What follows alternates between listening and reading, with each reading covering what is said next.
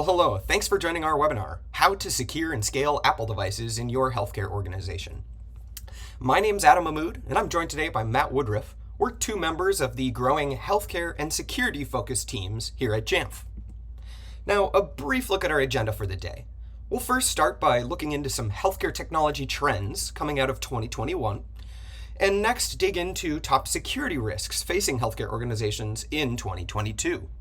We'll dig into strategies to prevent, monitor, and mitigate those threats, and close out with an overview of how JAMF is here to help. I should also say that we will be online monitoring Q&A, so any question that you have throughout, feel free to pose it through the GoToWebinar system. Now, for those of you who aren't familiar with JAMF, we have a very simple mission: helping organizations succeed with Apple.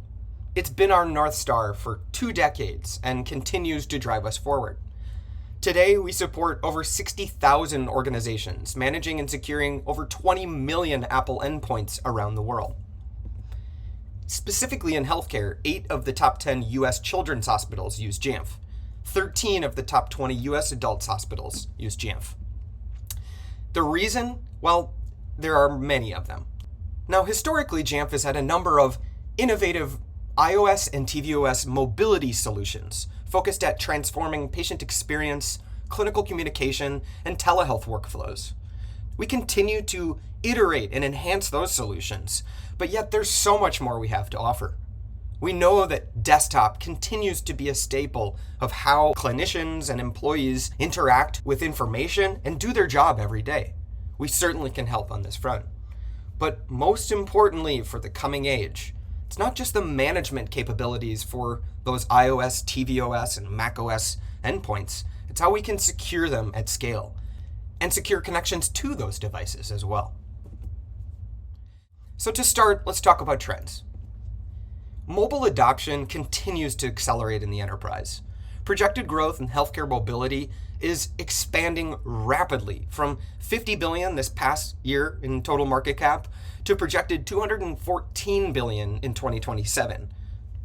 Now, recent surveys looking at enterprise mobility within healthcare, for example, technologies like JAMF, also see large projected growth.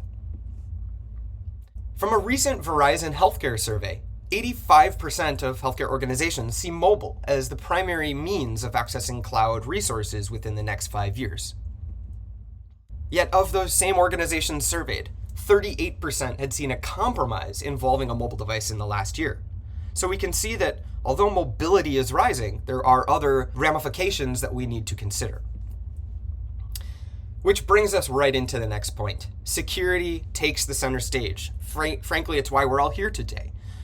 Now, many of you may be familiar that JAMF acquired a company called Wandera last year. We'll talk more about their products in a bit. From a healthcare cybersecurity study that Wandera had published last year, 43% of the organizations that they had surveyed had seen attacks increase between 26 and 50% in the recent years. 29% of those organizations had seen attacks rise over 50%. And if that weren't enough, the stakes are higher in healthcare. IBM Security recently introduced the 2021 Cost of Data Breach report. Specifically in healthcare, we've seen a $2 million increase in the cost of a data breach just from the prior year. And if you widen out and look at the trends in the industry, global healthcare cybersecurity mobility solutions are on the rise. If this isn't an indicator of the current state of affairs, I'm not sure what is.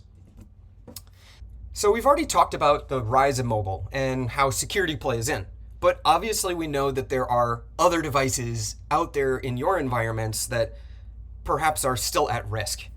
40% of all connected medical devices run a Windows OS, and nearly 50% of them are running on Windows 7.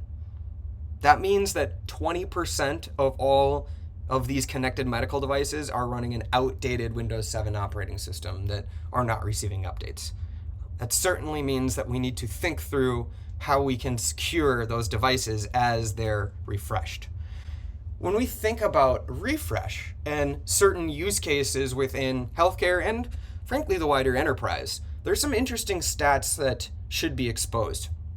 Mac is on the rise. When you think about employees within your organization, a back office or kind of productivity worker, so to speak, these workers in other industries are seeing a lot of benefit of using Mac.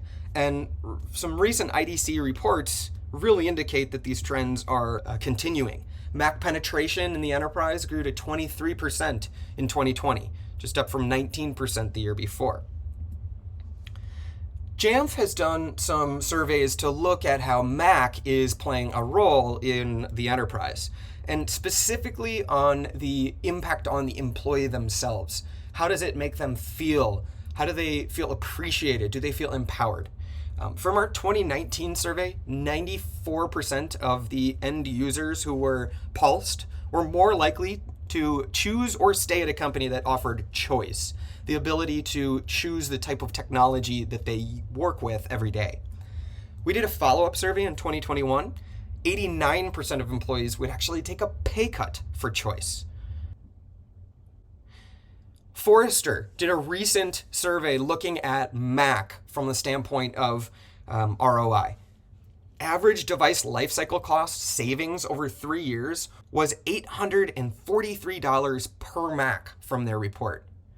The other very interesting data point is the recent Macs with an M1 chip reduced the risk of a data breach on an enterprise device by 50% per machine.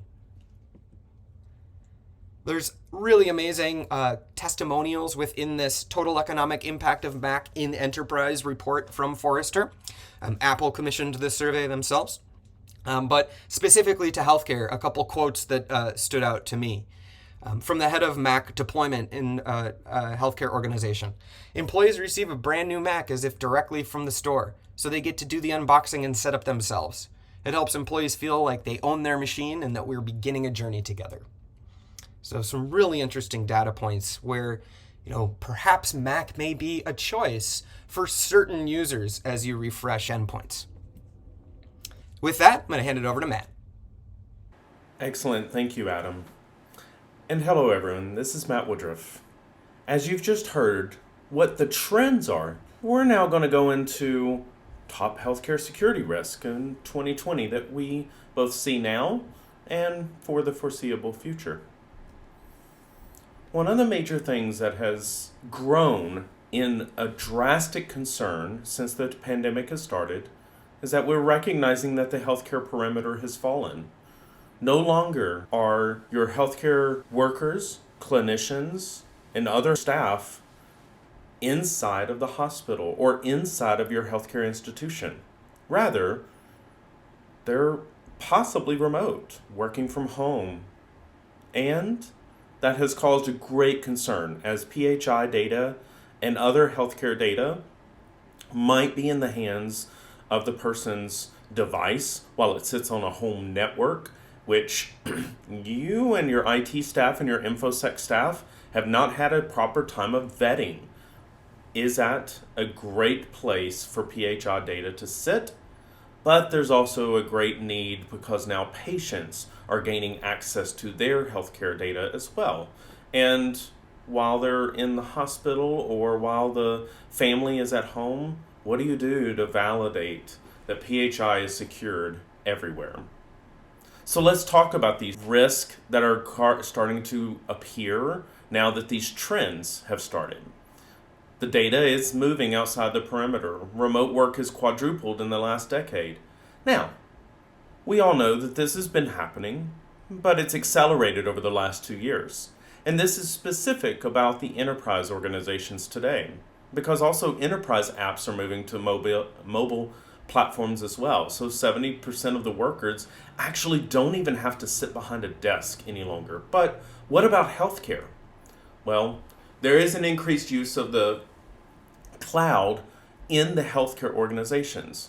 So now healthcare data is moving outside the perimeter as 95% of the executives really look and put money towards automation, cybersecurity, and even the hybrid cloud-based solutions because they believe that's what's going to impact patient care for the future. Then you also look at healthcare apps are moving to the cloud as well. So 88% of healthcare organizations are in fact using some form of cloud computing that has helped them reduce IT cost yearly.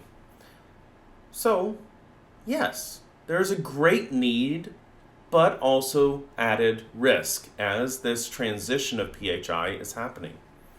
Now, in the enterprise, we're very well aware that apps are also on premises or in the cloud, but the migration is happening of over 85% of enterprise workflows are moving to the cloud.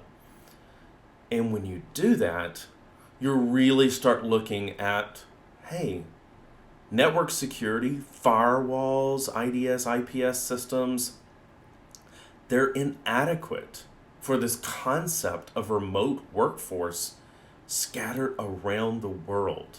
So that's the reason why in the enterprise, 72% of organizations are assessing some form of zero trust or ZTNA-like solutions. Now, what does this mean in healthcare? Healthcare apps are also everywhere now. These healthcare apps, they used to be connecting only to on-premises, but now they're also connecting to cloud-based solutions, where there's an estimated 35% of healthcare providers are in fact fully transitioning to a cloud-based solution. And 67% of them actually are willing to move all of their healthcare-based apps to the cloud. So there is a great need, and again, accelerated during a pandemic. But when you do that, those risks are going to increase, as we have highlighted 5 key areas where the apps might have configuration vulnerabilities if they're not configured correctly, especially when you need to self-contain the PHI within the app if it has access. There's also risky apps. What if there's an end user that happens to install some form of malware by accident or side loading some additional apps onto the device? So you got to make sure that you know that that is a risk. Infrastructure attacks happen as well. So man-in-the-middle attacks, various SSL-based striping and of all the traffic that might be traversing across a home network or a cafe. There's also phishing-based attacks, which we know has greatly increased over time, and they're wanting access to the PHI of that healthcare worker. Network-based attacks have also increased. Try to understand, can they gain access to home-based networks and home-based environments? So therefore, there are 3 top security risks that we need to be very mindful of. Remote access to PHI is at risk. Lack of properly secured connection, so making sure everything is encrypted from end to end, as well as the devices themselves, validating that the encryption is turned on, but also that you've enforced a security benchmark across the devices that are gaining access, so possibly looking at zero trust, and then compliance violations. Are they always in compliance when gaining access to PHI, which, yes, we all know that leads to HIPAA violations. Now, how can an organization prevent and mitigate these threats? There are a few steps to take. Identify who and what has access to PHI, making sure that you know who is getting in to a various app that's on the device sitting at home. Maybe they're sitting on their couch. Maybe they have not authorized themselves or gained access to the right apps at the right time in the right place. And you also don't know what is the device that they're on and has it been cleared of malware. Enforce security settings on the endpoint to hopefully mitigate most of the risk that would ensue while they're connecting to a healthcare system. Find new ways to trust the user and the device.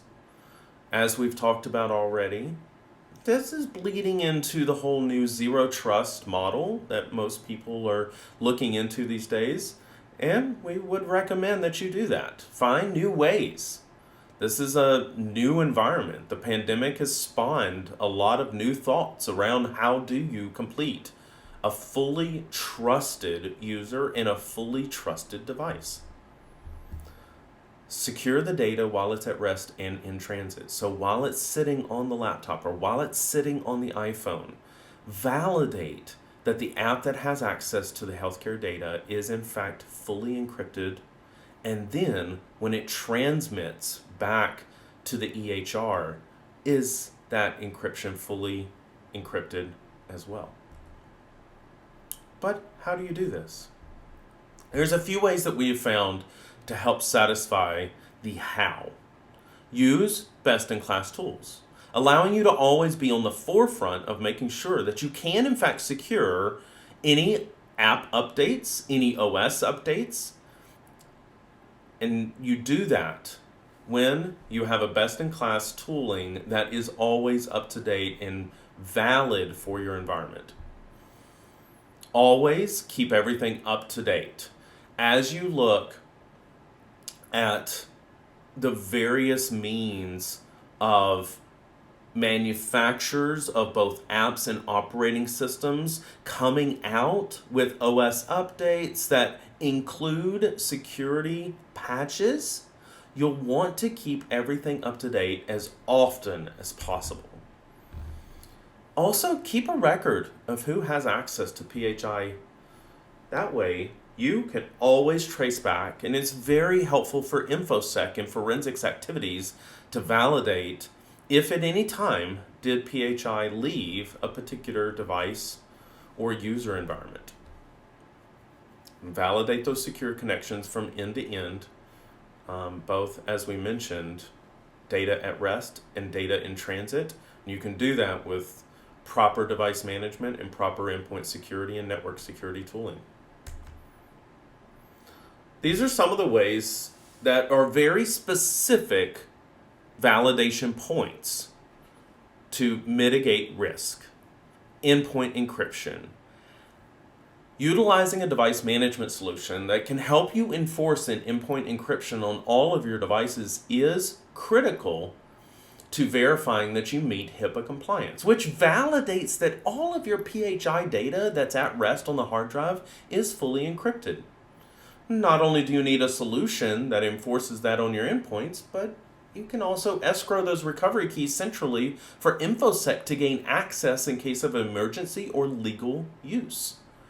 The solution should also have the reporting capabilities to provide a full inventory of encryption status that is required for auditors. Next is validating that the PHI that is traversing the internet and other various networks like home networks will in fact remain encrypted from end to end. A tool that can help IT and InfoSec validate this getting completed is also needed, especially if anything happens to PHI.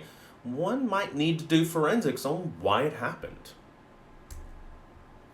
Identity verification is now a much needed component to ensure that the right personnel has access and is gated to the only data valid for their position. So the authentication into the device should have some form of 2FA or MFA or multi-factor authentication that usually can come from some type of SSO option. Then verify that the authorization to the right apps and websites is granted after the device meets the minimum system requirements for your healthcare organization.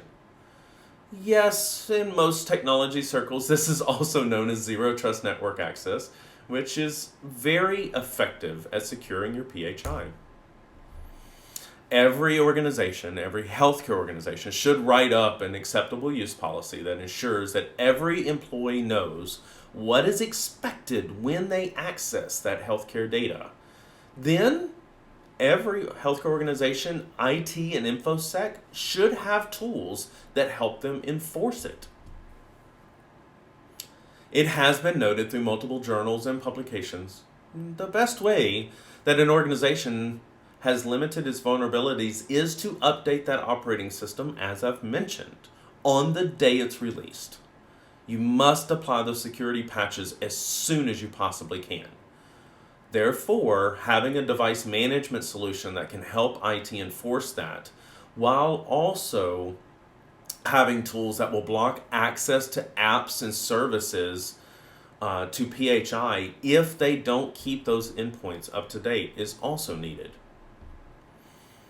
Another good step is full visibility into which apps have access to PHI and determine which apps to gate access to unless they have the proper permissions. And InfoSec certainly needs their visibility into the threats to PHI. Are end users installing apps or sideloading apps that might try to gain access to the PHI? And when those apps get on it, do you have the proper network visibility into where are those apps connecting to in the world? So let's talk about JAMF's security solutions. Now that you've identified both the risk, steps to mitigate those risks, let's talk about how JAMF can help you here. JAMF has been well known to handle Apple Enterprise Management for and since 2002. But we've recognized that it is time for a purpose-built Mac endpoint security solution. We've continuously heard from healthcare organizations that as they introduce a new Mac to their environment, they're finding that the endpoint security solutions that exist are not really tuned to identify Mac threats. So, JAMF Protect is here to help you prevent macOS malware and detect specific threats that might occur against PHI, for example. You can also monitor for compliance and do all of this with minimal impact to the end users. We also give you the capability to respond to and remediate security incidences on your macOS devices. There's also mobility, and mobility security is huge in first threat defense, making sure that you have some form of endpoint protection on the end user devices that can help device-based threats as well as in-network threats. And we believe we have a solution in JAMF Threat Defense that helps you with zero-day phishing protection and additional app intelligence for both managed or even unmanaged devices. We've also seen, as we've talked about during mitigating risk, usage-based risk are also needed to be verified, identified through risk assessment, that acceptable use policies are in fact getting enforced, and if they happen to have a corporate healthcare device, that excessive cellular usage is limited, especially if they're roaming these days. So JAMF data policy can complete that step by validating and giving InfoSec data visibility while they're on the road. Also, control cost, as you might need to control cellular data usage. You don't want all of your healthcare workers and clinicians using Netflix all the time on your corporate devices. So content filtering is also there as well for enforcing acceptable use. And there's also challenges when you look at the old legacy VPNs that a lot of healthcare organizations have been very well known to use and utilize and even scale it to try to help their healthcare. But security has been reimagined for even the VPN through, once again, that word, zero trust network access. We call it JAMF Private Access to help you secure through validating and verifying the identity and the device before they're ever gaining access to PHI. And this particular product actually works across iOS, macOS, Android, and Windows 10. And as you look at JAMF's security ecosystem, we do have a lot of integrations across because we're very well aware you have need for a streamlined deployment. You have other workflows that you probably need to validate this will integrate with. And we want to always help you enforce a security policy across your devices using whatever tooling you've got. This helps our enterprise management platform have a full endpoint and network security products that helps you execute on these strategies we've talked about today. This helps us build on the great history that Jamf has had around supporting the management of Apple devices and our industry-specific workflows for healthcare organizations. Now at this time, I'll transfer it over to Adam. Well, thanks, Matt. So what are those industry-specific workflows for patient experience, clinical communications, and telehealth? Well, over the years, we've built a number of workflow solutions to cater Apple devices for specific purposes. Specifically for patient experience, we have an EHR, or Electronic Health Record, integration to Jamf Pro called Jamf Healthcare Listener. It automates the management of patient bedside devices so that an iPad or Apple TV can be automatically wiped and reconfigured between patients. This way, hospitals can deploy out all types of resources to those patients and ensure that none of their information gets handed over to the next one. For clinical communications, Jamf Pro has long provided the backbone that organizations need to deploy and scale iPhones. Well, there's a number of things we've been doing to simplify and secure that experience for nurses and other frontline clinicians. Single login is a new workflow powered in our existing Jamf setup and reset apps that brings forward single sign-on workflows in a new way. It's currently in preview, and we'd love to talk to you more about it. Now for telehealth, we built a solution called Virtual Visits. It's a video conferencing integration to Jamf Pro and simplifies how video telehealth encounters can take place between patients, their families, and healthcare providers. If you'd like to learn more about these solutions, please reach out to our team. So that completes the whole Apple Enterprise Management platform that Jamf has to offer. Whether your needs are in management, security, or these extended workflows, we're here to help. Now, to close out, we just wanted to leave you with a few quick customer stories. Geisinger Health is a leading institution on the East Coast of the US and has over 11,000 Apple mobile devices deployed for patient and provider use cases. At the beginning of the pandemic, they were just planning to expand their patient bedside deployment with Jamf Healthcare Listener, but needs changed, and they quickly took a batch of nearly 1,000 soon-to-be deployed bedside devices and reconfigured them in the matter of about a week for providers to continue working from home. That quick pivot is really amazing to see. And without the tools they had and the strategies that their organizations had built, they perhaps might not have been able to do it as quickly. UC San Diego is another customer with Apple devices deployed not only in the patient room, in the hands of providers, but also in the back office with Mac solutions for employees. But here you see a patient room within Jacobs Medical Center, their newest building. And that iPad and Apple TV experience that they've curated with so many different resources, including room control, is supported by Jamf and Jamf Healthcare Listener. On the security front, Aspen Medical is a global provider of healthcare solutions and was tasked to support GP-led respiratory clinics around Australia. Aspen needed device protection for thousands of Android and Apple tablets for clinical staff to document COVID-19 related health information at these sites. Enter Jamf. With Jamf Threat Defense and Data Policy, Aspen was provided the cloud-based data protection they needed that prevented from social engineering attacks, as well as enforced acceptable use policy. In just 3 months, Aspen saw 682 security events blocked. And lastly, Gloucestershire Health and Care NHS Foundation Trust. They were incurring overage charges from devices out in the field, from staff from both the Gloucestershire Royal Hospital as well as Cheltenham General Hospital. They sought a way to get faster, more detailed information about mobile device usage through their fleet, so they turned to Jamf. With Jamf Data Policy, for a number of devices, including Windows SIM-enabled laptops, they were able to get the visibility they needed and understand and limit in-screen access. Now, those are just 4 customer examples, but we know that many of you have your own stories. We'd love to connect with you and learn more. Thank you so much, and hope you have a great rest of your day.